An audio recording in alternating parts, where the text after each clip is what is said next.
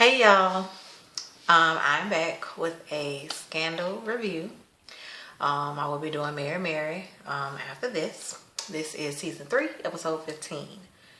Um, the title of the show was Mama Say Knock You Out. That was the title of the episode, but if you ask me, it should be Drunken Love or I've Been Drinking Watermelon, but I'll get into that. As always, I do skip around. Just to go through it really quick, we do see in the beginning that Liv is trying to take down B613. They are trying to find out who, like how they're funded, blah, blah, blah. Which eventually her father calls her later in the episode and tells her, like, look, you think you're being discreet? You're not. They have a computer chip in every... They have a chip in every computer in every government agency. So everybody, so they know that you're watching them. They know that you're digging. So stop. And she's like, well, you told me to pull everybody into the light and blah, blah, blah. Now, he tells her, I had to really, go to some of the old contacts I know and people that are loyal to me, more loyal to me than they are to Jake. Okay, I have to say that for me, this season, the person who is having the best reads this season is Daddy Pope, hands down. Because, he just, it's like every other show, especially since they took his position at B613, every other episode, he is going in on somebody. Like I said, I skip around, so since I'm talking about Daddy Pope, eventually, like he told Liv, I had to call in contacts and favors and blah, blah, blah. So eventually, Jake goes to him and he's like, well, you got this little fake make-believe job and maybe, maybe we need to talk about the terms of your retirement from B613 because I hear that you calling people and you trying to talk to people and you doing all this behind my back. Which we had an understanding that you was gonna stay in your lane and you was gonna live this little normal, boring, fake life, with this fake job or whatever. And Daddy Pope, he reads Jake up and down the block. He just read the hell out of Jake. He really do. And Jake is just standing there with a look on his face. And Jake says, you know what? Okay. This is just going to make it easier when I kill you. But to me, what I heard was, I get it. You got it. But I'm going to get you back. That's what I heard. That's not what he said directly, but that's what I heard. Now, I'm going to save Millie to the end. I'm just going to save Millie to the end. Okay. Next, let's go to Quinn and Hook. Okay, so we see Quinn is with her little boo man, the boo guy, and he's asking her, well, what the Hook want? What did he say? And she tells him, I went home, he was in my apartment, he pushed me up against the wall, we fussed and he left. Through the whole episode, he keeps asking her over the exact same question over and over again, and it's like, if she says any little bitty thing out of order, he's like, you said this right here last time. Which, to me, he ain't rap too tight anyways. So, we do see that Hulk calls B613, he calls Jake, and he asks for a meeting.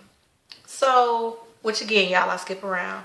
So, we see, later in the episode or whatever that Quinn comes to the meeting and she's like, you're not a part of B613 no more. You ain't getting no meetings with him. What you want? He sent me here, so what do you want? And Hook is like, well, I want him to leave you alone. I want him to let you go. I want you to be free. And her response is, well, you didn't care about me when you was yanking my teeth out with the pliers, had me strapped down to the floor. You didn't care about when you had the red tackle box. But he's like, and she's like, well, what has changed? And he's like, well, it done changed. And I don't even understand it. next thing you know, she licking his face and all this his stuff, and she like, this on my terms, and ain't nothing gonna happen. And I tweeted, I'm like, am I the only person that is just so grossed out with Quinn and Hook? Like, this is really throwing me the hell off, y'all. Like, really. So at the end of the episode, we see Quinn go home, which her little boo man had asked her. He was like, well, do you just want me to kill Hook because he keep bothering you? And I'm like, damn. He just was so smooth with it. Like, I kill him because he's bothering you. And, you know, she's like, no, he good. I'm just going to change the locks. Don't worry about Hook. I can handle Hook. You know, he ain't going to bother me no more.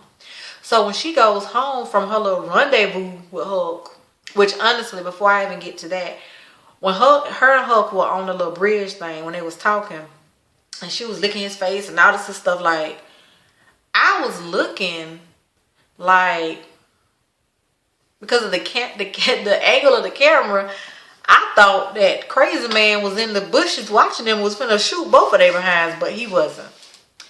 Come to find out, she gets home, she walks in, and he there. She like, well, hey baby, what you doing here? And he talking about, what you mean what I'm doing here? I live here. And I'm like, well damn, they just done skipped over that. We didn't see that. And so I guess she was thinking the same thing. Cause she like, well, you live here? He's like, yeah, I just called my landlord and told him I was moving and I was breaking my lease, and he kept my security deposit. And the whole time she like, okay. And he's like, well, this is the only way I know I can keep you safe from Huck, so he'll leave you alone and blah, blah, blah. Which the whole time I was like, where they do that at? You just move in with somebody and y'all didn't even sat down on the sofa and talked about it. How you know Quinn want to be living in sin? I'm just playing. But but I'm just saying, like, damn, y'all didn't even talk about it. So then let's see who's next. Because I'm saving the best for last. So we do see Cyrus. Cyrus goes and he pretty much walks in with Jake and Fitz talking, and Cyrus try to pick a lamp up, and you know the song say, I hit that water bottle. Well, Cyrus tried to hit Jake with the lamp, or the vase or vase or whatever, but yeah, Cyrus, baby, you just, you ain't no match for Jake. So the Secret Service people came on in, but Fitz was like, no.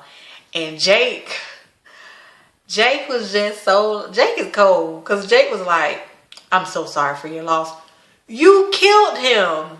And eventually Cyrus pretty much tells Fitz that he pretty much knows that it was Jake, and that, you know, he kind of understand because for the Republic and all this stuff.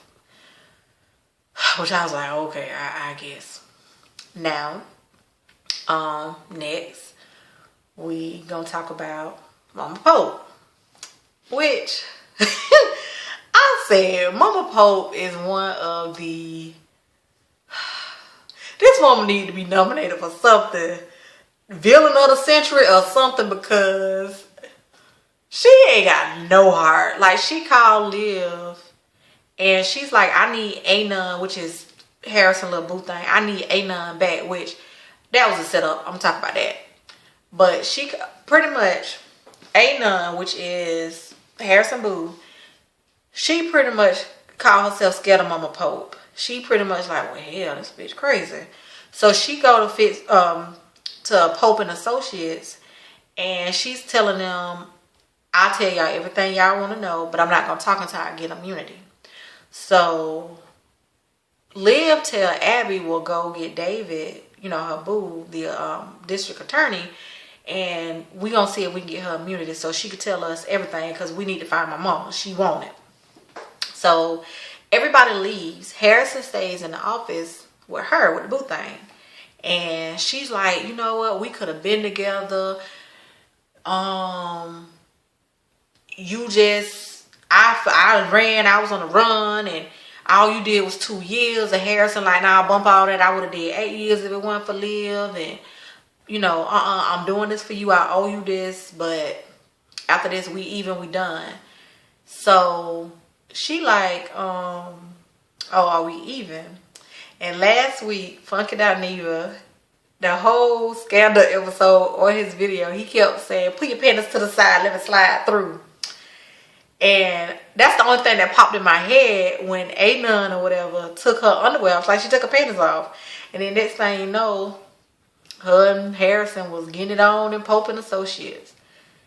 And, you know, they get finished and we looking at Harrison back all strong and stuff. And next thing you know, she walk up to him like she, you know, caressing his back. And she just inject him with something. And the whole time I was like, Lord, they done killed Harrison. And I said, you know what? Now we just lost James. So I know they ain't gonna do us like that. I know they ain't gonna kill off 2 people like that. So we was right. Eventually Abby and her boo thing, you know, come in and see Harrison on the floor. Now, while Harrison boo is there before they actually have sex, Mama Pope calls Olivia and she's like, I need her back. And Olivia's like, why? So you can kill her? And she like, oh, you think this, you know, you on the right side of this is above your head. And Mama Pope pretty much called Olivia a hoe and the help. That's pretty much what it was. I mean, I was just like, wow, this woman is cold-blooded with it. I mean, for real, for real. So, I mean, she just talked to live any old kind of way. So, let's get on the meat and the potatoes of the whole episode. Okay, we see that Fitz and Millie, they kids back. They older kids are back, which we do eventually find out that the daughter, you know, she's straight A student. She's in the plays, blah, blah, blah. The son, he's a good student as well. He's in the sports. But the son is pretty much, has created a thing on Twitter where he's trying to get people not to vote for his father. And the daughter, in my opinion, is living in, I don't know, she living in the Care Bears world because it's like she's very naive to me on who her parents are and what kind of relationship they truly have. Like, you know, she's very, very naive. And when Fitz finds out, like Fitz finds out about his son, what he's doing, they get into this big argument. Fitz, the daughter, and the son. And they come out, they're yelling and screaming. All of a sudden, we see Millie coming out. Millie in the next room, her and old Uncle Andrew, and she trying to pull her clothes up, dress all hanging off and all this stuff. And I was just like, now Millie, baby, as many times from season 1 as you have read Olivia Pope about being your husband's mistress, you need to get on your hands and knees and ask Liv for some damn lessons. Because I was like, Millie, girl, you ain't been messing with this man but for a couple of weeks and y'all already cold. Like, girl, step your cheating game up, Millie. But then the daughter know, but Fitz don't know. So later on, because they're supposed to be doing this big interview, later on, Fitz is pretty much like, why am I the only one ready? Olivia trying to talk the kids into doing the interview because they saying they ain't gonna do it.